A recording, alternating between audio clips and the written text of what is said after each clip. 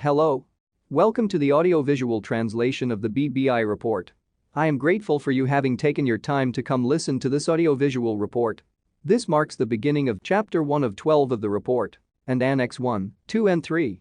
Kindly note we will have the translation of the BBI report chapter after chapter until we reach the last chapter of the report. Also note, this audiovisual report is created by the use of text synthesizer, hence there might be alliteration in the pronunciation of some words, particularly Swahili words, but this is not a big issue as you can clearly decode all the wording in this audiovisual report. Kindly feel free to share the link to this report with other members of our community. Having said that, without further ado, let's jump into Chapter 1 of 12 of the report.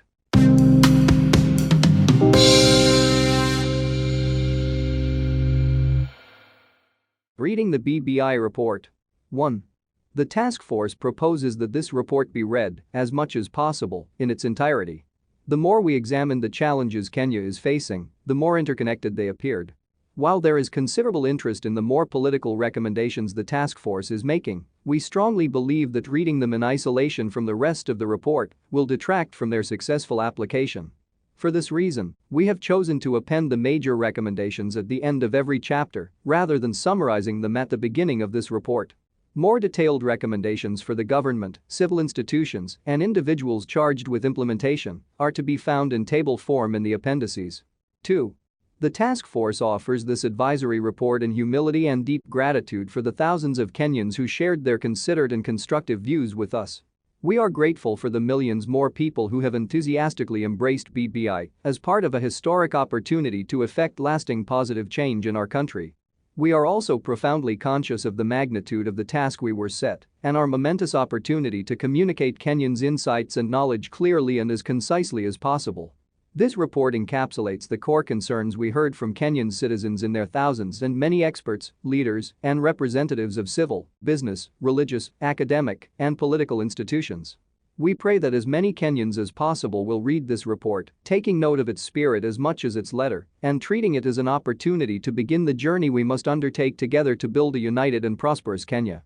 We ask for forgiveness in advance for any shortcomings or lapses in this report that reflect our limits as individuals and as a group. 3. We are also thankful to the numerous Kenyans who assisted us in carrying out this task.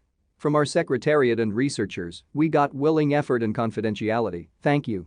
We are thankful for the government and security officers who ensured that we were safe and well taken care of. To the members of civil society who dovetailed their advocacy efforts with our drive to hear from Kenyans by sending us memoranda and engaging us, thank you. Above all, we are thankful to the thousands of Kenyans who took off time from work to share their views and insights. This report is dedicated to you and our national quest to become a united and prosperous country. 4.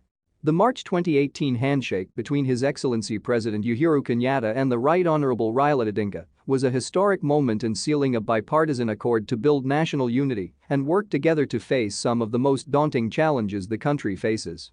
The public embrace and applause of this gesture was, and remains, extremely strong, such that the handshake has taken on an iconic and historic status. Their consideration of the discord and weakening national cohesion following the 2017 election season led them to identify the following challenges set out in this report as key threats to national unity. They then committed to working together, alongside other Kenyans, to face these challenges in a united manner for the sake of a Kenya that is cohesive and peaceful. President Uhuru Kenyatta subsequently sought advice on the course of action to take, even as he and Right Honorable Raila Odinga consulted widely with other leaders and Kenyans. President Kenyatta formed the Task Force on Building Bridges to Unity Advisory with a mandate that it consults citizens, leaders, institutions, civil society, the private sector, the religious sector, and other stakeholders to recommend to him solutions that he will share with relevant institutions and processes. Though there are other important challenges, the task force focused specially on 9 major ones as per its mandate. In hindsight, having held broad public and expert consultations, it is even clearer today that these challenges are the key ones facing a Kenya that aspires to build shared prosperity, peace, and a unity that respects difference and diversity. 5. This report was compiled through nationwide public participation and drawing on the expertise and perspectives of institutional leadership of public service entities, the private sector, religious and cultural associations, and dozens of elected leaders. The views of Kenyans were collated and analyzed. The emerging insights were debated for inclusion in the report's diagnosis of the challenges and potential solutions to them. Annex 3 contains names of elected and cultural leaders, major NGOs and associations, and others who participated in the expert and institutional consultations at the Kenyatta International Conference Center. There is also a list that includes the elected leadership and NGOs that shared their views during the task force's consultations in the 47 counties. During these county visits, at least 20 citizens were drawn from every constituency, with care being made to ensure that the full ethnic and religious diversity was captured, as well as gender, age, people with disabilities, the private sector, and different livelihoods. This has been an extensive exercise of public participation that has included at least 7,000 Kenyans, many who are elected or in civil society, representing millions more Kenyans. Chapter 1. Notable issues that Kenyans must deal with. 6. As the BBI task force traversed the country, it took note of serious challenges that call for deep reflection by all Kenyans, and especially leaders of all levels, if we are to truly manage to build a united, peaceful and prosperous Kenya. They are laid out below and will hopefully spark constructive conversations. They frame many of the specific recommendations that will follow and therefore should be regarded as integral to the report. 7. A nation of ideals versus a nation of blood ties. For Kenya to be a united nation, it must be bound by shared ideals and aspirations, and not by blood and soil. If anything, the politics of ethnicity stretch and tear at our national bonds by pitting those with shared blood ties against other ethnicities in a struggle for power. A nation bound by shared ideals and aspirations is a projection of hope that has its gaze set upon the future of the country. It is a nation that is built in the present by a politics that can be competitive but never descends into a contest between friends and enemies. This is not where Kenya is today. The many Kenyans who spoke to the task force testified to our lack of a unifying ethos. We seem to know only how to oppose, whether it is colonialism or other ethnic groups. We saw how easily many Kenyans in positions of responsibility, and even of leadership, take on a weary cynicism when it comes to appreciating Kenya as a unified nation with the potential for greatness. We know that this cynicism comes from the repeated disappointments that have characterized so much of our history as an independent country, disappointments that might even seem to justify corruption, and the deepening of an us versus them mentality. Yet ultimately, we will only genuinely be able to embrace our enormous potential when we can collectively glimpse a nation of ideals and excellence in the future. Our collective sacrifices and efforts will be needed to build this future day by day. 8. Kenya is running out of time. Kenyans know we have to change our trajectory, our social and economic software, and the way we are governed if we are to avoid catastrophic failure or, just as bad, a continuing downward drift into sustained poverty, misery, instability, and conflict. We have designed political and economic systems that are not fit for purpose, and we continue to tempt fate by building on their failures to the detriment of most of our people. We must either change together and stop the few who resist change for selfish and corrupt reasons, or our potential as a people will go unfulfilled. It is time Kenya proved to itself and to the world that an African country can rise to the highest economic, political, and security heights. Individual Kenyans, in large numbers, show us every day what it takes to beat elite global competition for achievement and honors. We have it in us to replicate their individual feats at scale. We can become the first African country this century to have a powerful and inclusive national vision and be truly wealthy, have more jobs than job applicants, to offer fairness and security to all, and develop a golden age of the arts, industry, and invention. The world and Africa are waiting for such a country, which will herald a new age in human affairs by creating a template of success that shall be emulated by 1 billion Africans. Nothing stands in our way except ourselves. 9. Young people feel left out. Kenyans aged 15-24 make up 20.3% of the population, far above the world average of 15.8%, and they are all aware of the acute shortfall in opportunities to gain decent employment. The number and quality of jobs available to young Kenyans is far less than what is required. The gap is so serious that it is taking on the proportions of a crisis, one that has serious implications for our country. Young people, broadly speaking, feel that their needs and aspirations are not being met by the economic, social, and cultural structures in place today. Yet they are the majority. It is not enough to merely improve on the status quo, we must utterly transform how our economy operates. We must undertake radical measures to change the dynamics and structures that have led them to feel this way. Failure to do so puts at risk one of the greatest opportunities Kenya will ever have of having most young citizens who are willing to work, and increases the risk of instability, division, and even conflict. The task force concluded from its consultations both with the young men and women who shared their views and the experts that we must shift our economic paradigm and the politics that feed it to allow for rapid, large-scale investment. We believe that such an economy is radically different from our present model. The recommendations made in the chapter on shared prosperity should be taken seriously and implemented with ambition and determination. 10. Kenya has a trust deficit. High degrees of social trust have sustained all lasting and successful nations. Trust by the majority of people in their leaders and institutions, in the cultural norms and pathways that lead us from childhood to adulthood, for our personal and family prospects in economies that are trusted to reward effort and minimize corruption and the abuse of power. The 9 major challenges to our unity outlined in the joint communiqué are made so intractable by an entrenched trust deficit. This lack of trust by citizens in the political process, in public institutions, in their elected leaders, and in the economic system to reward merit and effort over cronyism, blocks our sense of belonging to, owning and building a unified nation. The trust deficit manifests itself in our politics most of all and makes us hold on to identities and interests that we have politically weaponized against each other. It is trust we must build if Kenya is to be a peaceful, prosperous and fair nation. 11. Kenyans disrespect the law at all levels. It is a common and all-pervasive phenomenon in Kenya that we leaders and citizens alike have a noticeable and destructive inclination to disrespect the law. This phenomenon is particularly evident among public officers who commonly ignore the law and too often subordinate it to the pursuit of their personal interests. It makes for a Kenya that largely has the correct legislation and policies but seems unable to implement them, leading to a widespread cynicism which itself feeds and spreads impunity.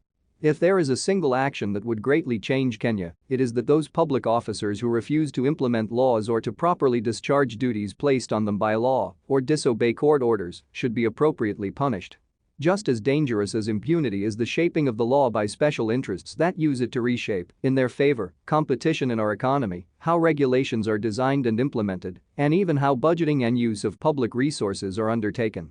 The capture of our laws, and even part of the state system, by special interests that we call cartels, risks confirming the dangerous sentiment that the economic system and government decision-making are rigged against hardworking citizens and law-abiding small businesses. It should be regarded as a matter of urgent national security interest to ensure that special interests do not rig the economic system against those without access and influence in the great offices of state. 12. In Kenya there is no tomorrow, only today. Every country that has made the leap into prosperity and long-term stability has been able to sustain a national vision through an extended period. Across generations. In Kenya, by contrast, there is limited public appreciation of how our efforts today contribute to our collective future as a country and as a people. This reflects our lack of a collective vision and contributes to the short-term, selfish interests that feed corruption, the wastage of public resources, environmental destruction, and a poor culture of maintenance. When money is known as pesa ya serikali, it is something to plunder, not respect. Indeed, people who try to save public money are dismissed and even rebuked. Our leaders must lead, or get out of the way, in the crafting of a 100-year vision of Kenya that has as its aim the achievement of a shared prosperity to rival any on earth, and for a Kenya where security and sovereignty are safeguarded generation after generation. Such a vision would need to be powerful and binding enough to serve as a guiding star to successive governments and generations. It is needed, and this moment of momentous change is the time to develop and launch one. 13. Kenya must nurture and promote its talented citizens. We cannot help but notice the huge surge of Kenyan excellence across sectors when compared to countries of a similar economic level. We also notice that such success is usually achieved outside of government resources and initiatives. 90% of Kenyans leading the world in their discipline do it by investing in themselves and competing for opportunities.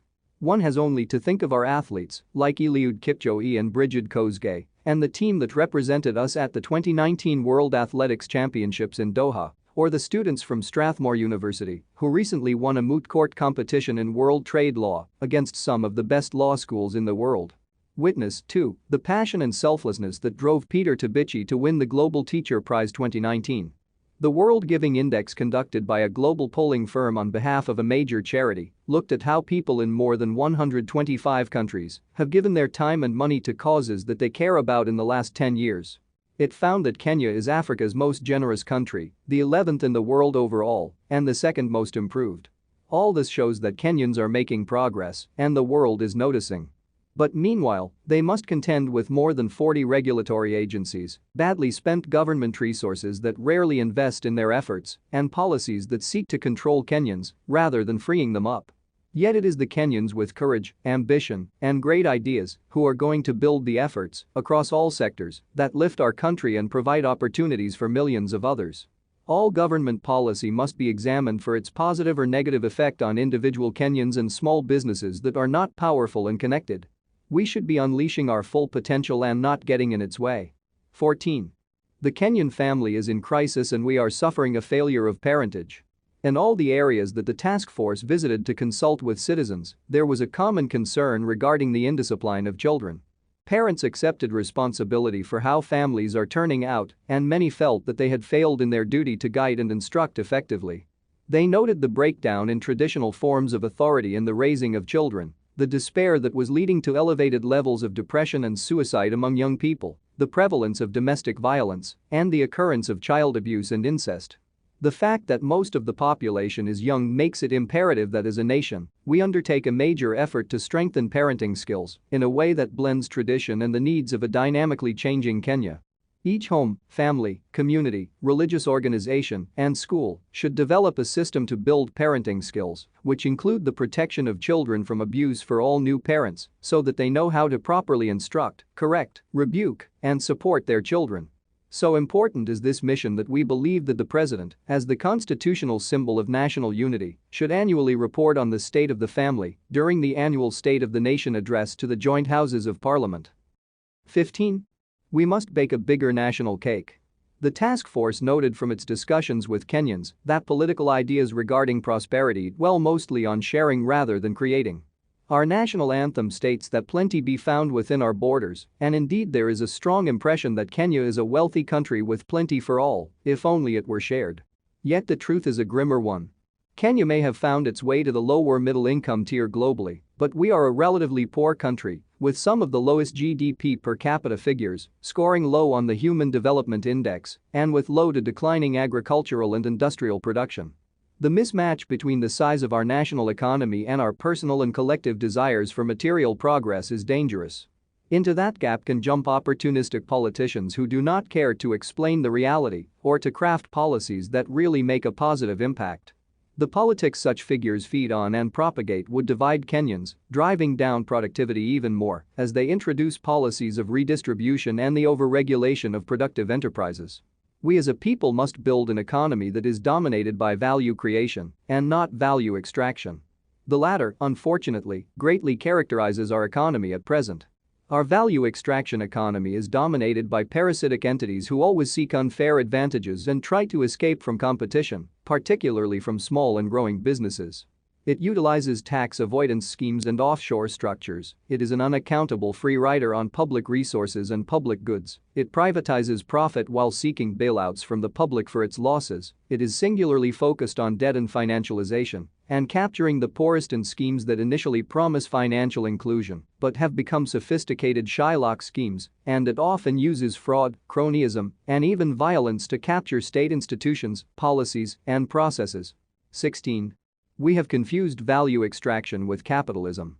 This has shaped a deformed and dead-end capitalism whose failures can lead to the even greater disaster of centrally planned redistribution, resulting in even greater poverty and misery. Among countries that have transitioned from poverty to wealth in the last 50 years, the source of transformation has been value creation. The single most important thing that any government can do for the Kenyan people is to facilitate the energy and genius of Kenyans by building an economy dominated by value creation. At the core of such an economy is accountability by economic actors, companies, entrepreneurs, and regulators to consumers, customers, clients, employees, and the broader community. It is an economy that would use the SGR to export more goods to the world rather than just to import for consumption. It would be globally competitive in terms of skills, production costs, quality standards, logistics, and regulatory burdens. It would reward companies building value, keep taxes at a minimum, enable small businesses to compete against larger ones, and safeguard its economic policymaking and regulation from capture by major companies and cartels. It would be an economy that is deeply integrated with the rest of the region. We must make the creation of wealth a key part of our national philosophy. It must be expected from everyone and every institution to add value to their customers, employees, the community in which they operate, and to services and products that make a tangible positive impact for all Kenyans. 17. Kenyans feel let down by their leaders in all spheres of life. Listening to Kenyans talk about their leaders, the task force came to the conclusion that the country has a leadership crisis. Whether in the local community or religious organizations or politics, leaders in Kenya are failing, and Kenyans are feeling let down. In our consultations, it emerged that Kenyans pay close attention to political leaders in both positive and negative ways. On the one hand, they treat them as special people and grant them great prestige. On the other hand, Kenyans told the task force that their political leaders are the major cause of their woes. Kenyans feel that they mostly live in peace with one another, but are driven apart by the way politicians weaponize identity and division for the sake of selfish and corrupt interests. We strongly recommend that we find a way to raise barriers that will keep out those with a track record of fraud, corruption, division, and incitement, to utilize party nomination lists to increase competence in national and county legislatures, and to undertake continuous civic education at all ages and in all sectors. 18. Public service in Kenya is a favor, not a right. The 2010 Constitution changed the basis on which power is derived and public offices are established. The Constitution clearly stated that all power belongs to the people and those who wield it do so as delegates of the people. Despite this, Kenyans are complaining that public servants in all branches of government continue to treat them arrogantly, and people often must plead or bribe for services. Our public officers have yet to internalize an understanding that the power and authority assigned to them is a public trust that they are meant to use for the benefit of the people, not for their personal aggrandizement. All inquiries made by the task force showed that the problem is not in training or induction. Neither is it due to lack of rules or a lack of effort to deal with the problem. We have come to the conclusion that there is a deep-rooted problem in the attitude of public officers at all levels to providing service to Kenyans. It is a matter of urgency that we conduct an independent performance audit and overhaul the public service, implementing the recommendations of the audit in a way that is linked to a public strategy for reform. We realize that public sector reform is difficult, particularly given the deeply entrenched interests within the system that are resistant to change. 19. Kenyans are insensitive to people living with disabilities. Too many of us do not regard disability as something that we ourselves can suffer or that can be suffered by a person dependent on us. Disability is looked at as someone else's curse. The traditional view of people living with disability as condemned by fate persists, and we have created a separate world for them to live in, rather than struggling to integrate them into our society. Everywhere the task force visited, people living with disability complained that they were patronized by the rest of society and treated as incapable of taking care of their own lives and interests. We need to interrogate our attitudes towards our brothers and sisters living with disability. A review of the way we have handled matters respecting people living with disabilities shows that we do not regard their concerns as equally urgent as those of the rest of society. For instance, we have taken an inordinately long time to formulate a policy on disability. We have also taken too long to align the law on disability to the 2010 Constitution. In fact, even the old act has never been fully implemented. We urgently need to give due attention to integrating people with disabilities to live as full members of society, with equal rights and equal opportunities as guaranteed by the Constitution. It is also important that people living with disabilities choose their own representatives and not have nominated representatives be chosen for them by parties. 20. The problem is mostly in our software, not our hardware. Overall, the task force notes that Kenya's greatest obstacles are our attitudes and behaviors. We struggle to take responsibility for our actions or our responsibilities. When was the last time a senior government or company official resigned on a matter of conscience after a disastrous development, not because he or she was directly guilty, but as a way of acknowledging their responsibility? We believe that such an official would instantly become a national hero. At present, it is always someone else's fault. Our fingers are always pointed out to accuse others, to throw on the mantle of victimhood, and very rarely to raise a hand and play our individual role. Others are corrupt, even as we personally offer and solicit bribes. Our churches and mosques are packed to the rafters with fervent worshippers, yet many, outside those hours of worship, behave in ways that are in direct contradiction of our faith. We cannot fix Kenya until we first fix ourselves as individuals. Having said all this, it is not enough for this task force to sound like our interest is only in lecturing Kenyans. We believe that it is possible to change the software of our country through a great moral and ethical reawakening from the bottom up. Many of the recommendations in this report focus on what must be done by all of us to achieve this. We should mention a few qualities that are essential if we are to become a country that is an example of greatness to the world. We must reduce the penetration of electoral competition into every sphere of our communities and forums. Enough with our funerals, weddings, and self-help efforts becoming perpetual platforms for political warfare, incitement, and negative manipulation of our feelings. Let the politicians keep their politics to electioneering time and then engage us in strengthening our communities, economies, and well-being. We must also reject those known to be corrupt and abusive of their public office from places of honor among us. Praising the corrupt is encouraging corruption and increasing it. The cultures and heritage of every Kenyan community give pride of place to the honorable, the wise, and those who enlighten and uplift. Let us not replace what has stood for numerous generations with a new culture of praising those who undermine our young country. 21. Most injustices in Kenya are swept under the carpet. We have adopted a system of sweeping injustices under the carpet. Year after year, Kenyans suffer from many forms of abuse and injustice, including when they are carrying out their political rights during elections. They seek redress. Commissions are launched and author reports that stay on the shelves, unimplemented. The institutions and leaders who have the responsibility to provide justice, rehabilitation and redress never complete their work. Often, they do not even begin. Frustration piles on suffering, trust is lost as citizens become alienated from their own government, and progress in achieving the ideals we need to embrace to build a united Kenya is frustrated. In many parts of the country, Kenyans told the task force of their past suffering at the hands of the state. They protested the lack of responsiveness to the findings of past commissions, and some even asked openly whether this task force was going to join that trend. The task force is profoundly aware of the bipartisan and patriotic basis of the handshake that launched the joint communiqué to which this report responds. The task force recommends that the implementation of the recommendations of this report, many which are far-reaching, should include the interests and needs of the victims of historical injustices, including ensuring that the relevant Chapter 15 commissions effectively carry out their mandates that touch on historical injustices. 22. Kenyans feel insecure. The task force heard from Kenyans about chronic insecurity and lack of safety. News headlines and everyday conversations are filled with stories of domestic violence, which destroys psychological well-being and even kills.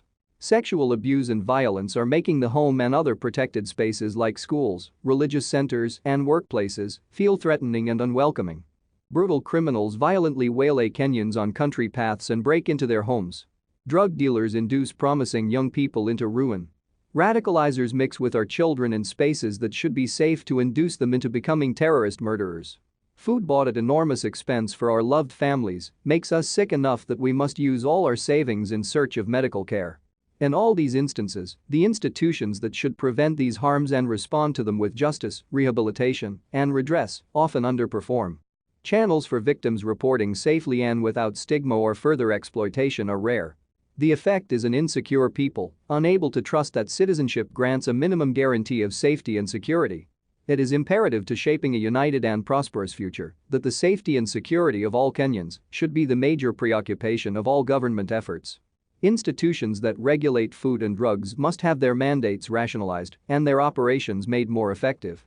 The security services must draw up strategies that are rooted in human security and responsive to the harms befalling individual Kenyans. 23. A national conversation. We need a national conversation on the country we want our children and their children to live in, a Kenya 3 generations from today, and on how our day-to-day behavior and attitudes will help to build it. This should start with the launch of the BBI Report, starting a national conversation to discuss its findings. This civic interaction should be carried out by as many communities, churches, mosques, temples, associations, clubs, civil society groups, and citizens as possible, with the aim of driving honest and open conversations and a bottom-up consensus on the nation we want to build. The conversation should be aided by technology and town hall meetings. The leaders who drive this process of change should go out and speak to Kenyans and listen to them. A powerful national consensus will emerge, not only on the contents of the BBI report, but also on the new Kenya for our children's children, a future for which we are willing to make sacrifices today.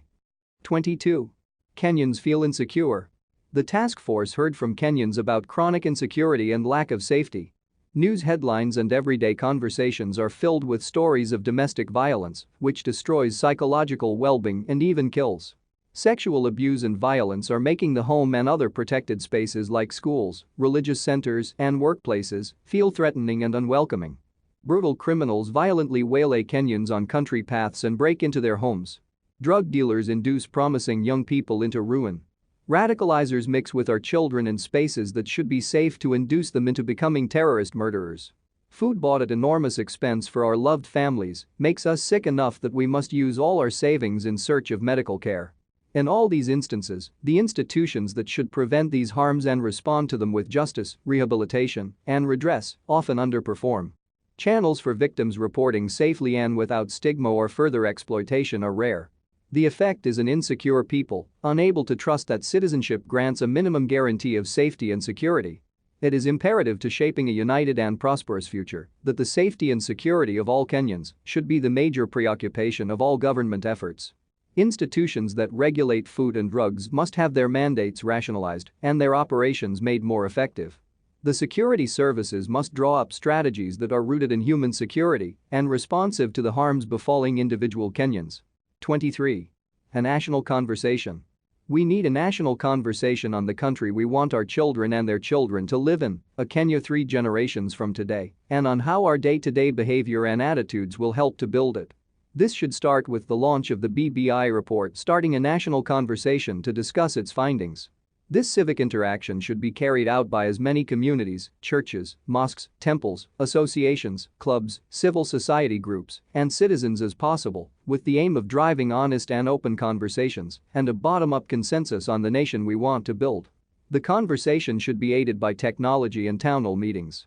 The leaders who drive this process of change should go out and speak to Kenyans and listen to them.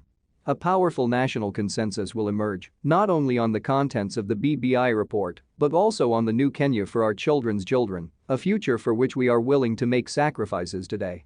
Thank you for taking your time to listen to this audiovisual translation of the BBI report. This marks the end of Chapter 1 of the BBI report and the beginning of Chapter 2 of the 12 chapters, plus Annex 1, 2 and 3. If you have found this audiovisual report to be of help in understanding the BBI report, kindly share it link with other members of our community who may not have ample time to read the report but can manage to listen to this audiovisual report as they engage themselves in doing something else. Lastly, for the time it took us to compile this audiovisual report, we will be so much grateful if you can subscribe to our channel and hit the notification button so that you can know when we upload the other chapters of the BBI report. Asanteni sana. See you in Chapter 2 of the BBI Report in Audiovisual Format. I'm Naf. And it's not yet enough till we hit the last chapter. Cheers.